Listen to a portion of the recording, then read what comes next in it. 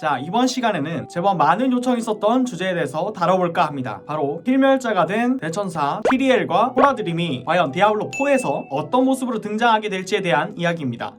죽었어! 현재 여러가지 루머 가운데 티리엘이 죽어서 안 나온다는 루머가 있는데요. 일단 저는 어떤 모습으로든 티리엘은 반드시 등장할 것으로 예상합니다. 그도 그럴 것이 티리엘이란 존재는 시리즈의 역사 속 거대한 사건마다 매번 핵심 인물로 등장해온 정말 중요한 캐릭터인데, 그런 존재를 이제 그는 없어 라는 한 줄로 보내버리기에는 그 존재가 너무나 큽니다. 또한 이번 블리즈컨 Q&A 시간 때 디아블로4의 수석 디자이너 제시 맥크리는 티리엘에 대해 자세히 말하기는 어려우나 그는 마지막으로 천상에서 목격되었으며 동시에 필멸자가 되었기 때문에 그가 어디에 있을지에 대해선 현재 수많은 가능성이 열려있다 라고 언급했습니다. 그래서 그가 혹시 디아블로 시리즈에서 하차하더라도 최소한 3편의 데커드 케인과 같이 등장한 이후 어떤 사건을 통해 최후를 맞이하는 그런 모습이 그려지지 않을까 조심스럽게 예측해봅니다.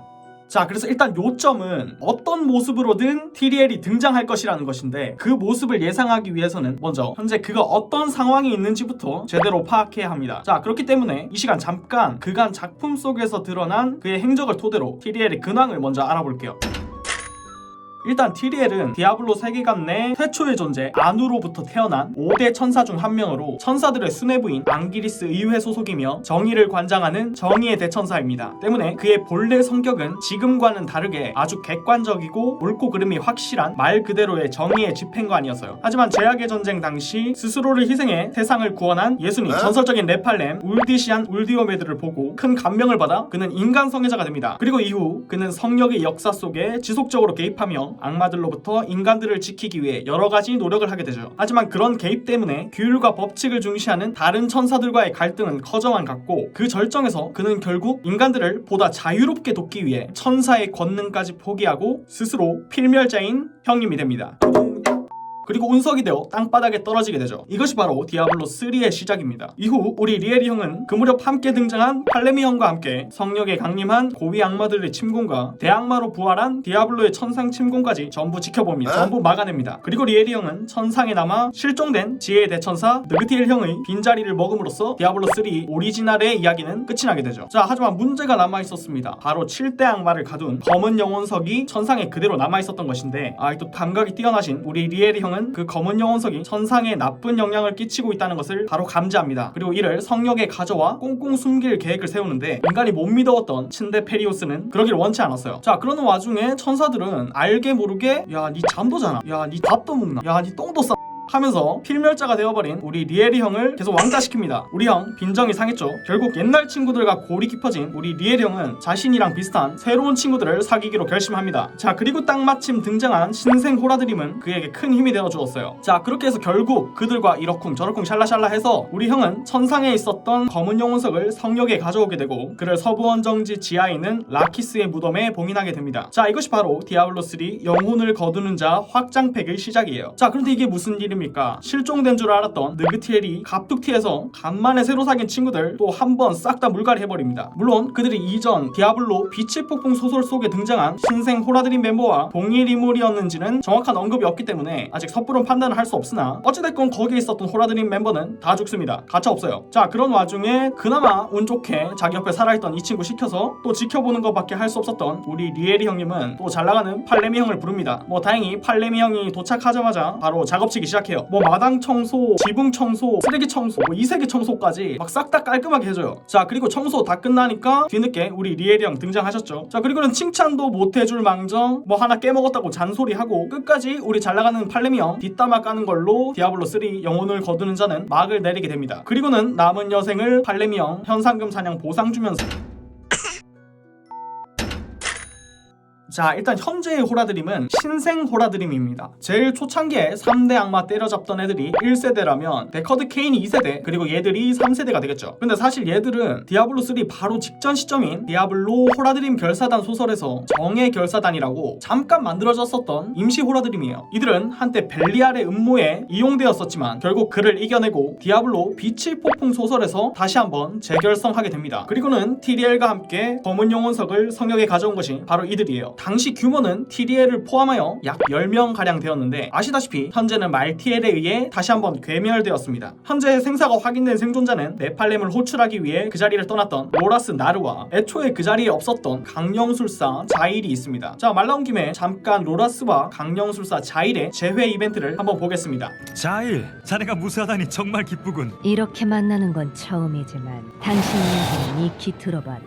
영광이군. 저는 자일입니다. 균형을 유지하기 위해 떠돌고 있는 강령술사죠. 게다가 자일은 호라드림이라고.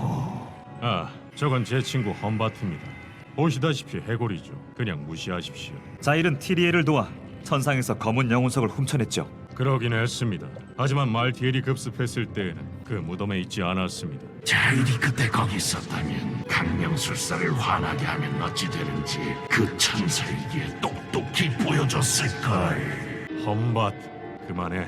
물론 아까 언급했다시피 빛의 폭풍 소설에 등장했던 나머지 호라드림 단원들이 어떻게 되었는지에 대한 상세 언급은 아직 없었기 때문에 섣부른 판단은 하기 힘들지만 강령술사 자일이 굳이 오막의 핏빛 수렁에서 생존 신고를 한 만큼 다른 단원들 역시 어딘가에 살아있을 가능성이 열려있게 되었죠. 하지만 확실한 건 현재 티리엘 곁에서 정식 호라드림으로서 활동하고 있는 것은 로라스 나르가 유일하다는 것입니다. 자, 그럼 일단 이런 전체적인 상황들을 전제로 해서 현재 퍼지고 있는 루머들을 토대로 향후 상황들을 예측해 봅시다.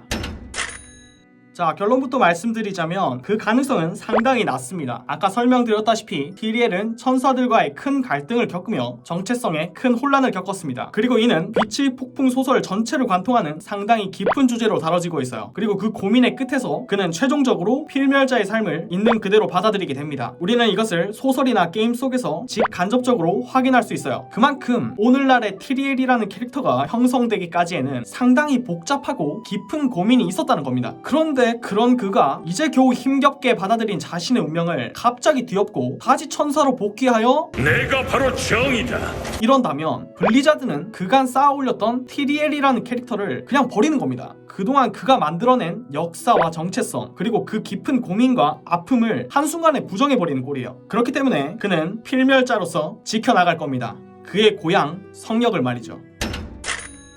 이는 아마 디아블로2에서 3로 넘어올 때 있었던 티리엘 타락설과 이번에 공개된 디아블로4의 배경 설정 그리고 루이스 바리가를 비롯한 여러 개발자 인터뷰에서 호라드림의 쇠락이 수차례 언급되었던 데에서 생겨난 루머로 보이는데 마찬가지로 이 루머 역시 가능성은 상당히 낮습니다. 오히려 말 그대로 쇠락이라는 표현이 적절하겠죠. 물론 타락을 좋아하는 블리자드 특성상 어떻게든 설정을 비틀어 버릴 수도 있지만 일단 그건 예외로 하고 있는 그대로의 현재 상황만 놓고 보자면 우선 티리엘은 순수 천사 출신의 필멸자입니다. 일반적인 인류가 부모로부터 천사와 악마의 피를 같이 물려받고 있는 데에 반해 티리엘은 순수하게 천사의 피만 가지고 있다는 거예요. 말티엘이 신생 호라드림을 괴멸시킬 때 티리엘만 살려둔 이유 역시 같은 맥락이었죠. 자, 그렇기 때문에 악마의 피 때문에 본능적으로 타락의 길에 이끌릴 수밖에 없는 일반적인 인간과 그는 본질적으로 다른 존재입니다. 자, 그런 와중에 그는 천사 중의 천사, 정의의 대천사였죠. 그리고 그 이름에 걸맞게 그는 디아블로의 세계관 속 그 어느 누구보다 정의로운, 아니 그보다 더 정확하게는 인간을 사랑한 존재로서 캐릭터성을 쌓아왔습니다. 심지어 인간을 너무 사랑한 나머지 자신의 존재마저 내버리면서까지요. 이는 마치 기독교의 예수 그리스도가 성육신한 모습과도 비슷하게 그려지는데, 자, 그런 그가 타락을 한다면 그간 쌓아올린 그만큼의 의지와 신념을 꺾을 만큼의 강력한 동기가 설명되어야 합니다. 이게 마치 예수님이 타락할 만한 이유를 만들어내는 거랑 비슷한 거거든요. 물론 진짜 B급 스토리를 전개해낸다면 충분히 그럴 가능성도 있습니다. 하지만 그간 개연성과 당위성을 토대로 나름 블록버스터의 클리셰까지 탑재해서 유치하다라는 평가까지 받은 디아블로3를 기점으로 이토록 방대한 세계관과 캐릭터성을 구축해온 디아블로 시리즈인데, 이 시점에 갑자기 B급 노선의 실험적인 시나리오가 나오는 건 조금 어려운 일이 아닐까 생각됩니다.